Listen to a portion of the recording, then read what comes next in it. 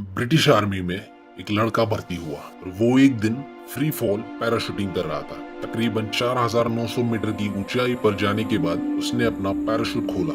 Parachute खराब होने की वजह से खुला नहीं और वो लड़का सीधे आकर जमीन पर गिरा। उसे हॉस्पिटल में भर्ती कराया गया। होश में आने के बाद उसे डॉक्टर ने बताया कि तुम अब जिंदगी में कभी भी चल नहीं सकते। लेकिन उस लड़के का दिमाग अच्छी तरह से काम कर रहा था। कई महीनों तक वो उसी बेड पर पड़ा रहा और उन्हीं महीनों में उसने अपने आने वाली जिंदगी का प्लान बनाया। उसने हॉस्पिटल में खुद के बेड के सामने माउंट एवरेस्ट का पोस्टर लगवाया और ठान लिया कि अब यही उसका लक्ष्य है। वो माउंट एवरेस्ट पर चढ़कर ही रहेगा। सोचो, ऐसी सिचुएशन में कोई कॉमन इंसान माउंट एवरेस्ट पर चढ़ना तो दूर, खुद के बेड से उठकर बाथरूम तक जाने की भी नहीं सोच सकता। इसलिए कहते हैं कि जब आप जिद्दी बन जाते हो तब लोग आपको पागल कहने लगते हैं। और इतिहास गवाह है, आज तक इतिहास उन्होंने ही रचा है जिन्हें पागल कहा गया। इतिहास तो पागल लोग ही रचते हैं, होशियार लोग तो सिर्फ उस इतिहास को पढ़ते हैं। 18 महीनों बाद 16 मई 1998 को उस लड़के ने माउंट एवरेस्ट को फतेह कर दिया और साथ ही साथ ब्रिटेन का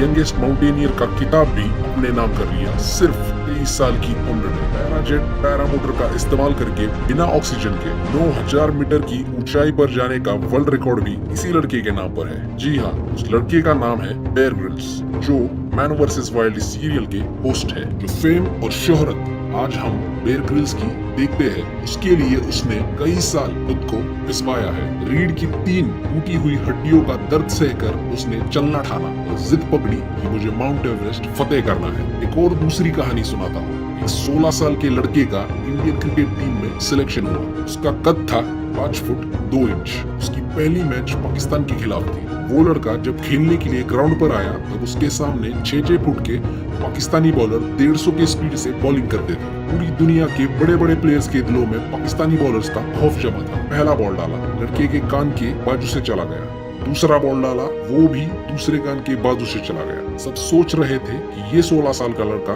कुछ नहीं कर पाएगा। तीसरा बॉल डाला, सीधा जाके लड़के के नाक पर लगा। पूरी नाक फूट गई, पूरे चेहरे पर खून ही खून हो गया, ग्राउंड पर खून हो गया, कपड़ों पर खून हो गया। सबने कहा ये लड़का तो मर जाएगा। मेडिकल टीम वाले भागते भागते स्ट्रेचर लेकर आए और उसके नाक पर रुमाल पकड़कर उसे स्ट्रेचर पर लिटाकर लेके जाने लगे। तभी उस लड़के की आवाज आई, मैं खेलेगा। मेडिकल टीम वाले ने उससे पूछा, क्या कहा तुमने? उस लड़के ने फिर से कहा, मैं खेलेगा। जी हाँ, उस लड़के को आज हम सचिन तेंदुलकर के नाम से जानते हैं। पूरी दुनिया उसे क्रिकेट के भगवान इस नाम से जानती है। अगर वो जिद उसने उस वक्त ना पकड़ी होती तो आज सचिन तेंदुलकर ना होता। इसलिए जिद्दी बनो, क्योंकि सिर्फ और सिर्फ जिद्दी इंसान ही इतिहास रच सकता है। कुछ बड़ा करने के लिए जिद्दी होना पड़ेगा। बिना जिद्दी बने तुम कुछ नहीं कर सकते। जिद्दी बनकर वो कर सकते हो जो करने की ये दुनिया सिर्फ सपने देखती है। शुरुआत में जिद्दी बनने पर लोग तुम्हें पागल कहेंगे, लेकिन उनका तुम्हें पागल कहना इस बात का सबूत है कि तुम कुछ ऐसा करने जा रहे हो जो कभी किसी ने नहीं किया,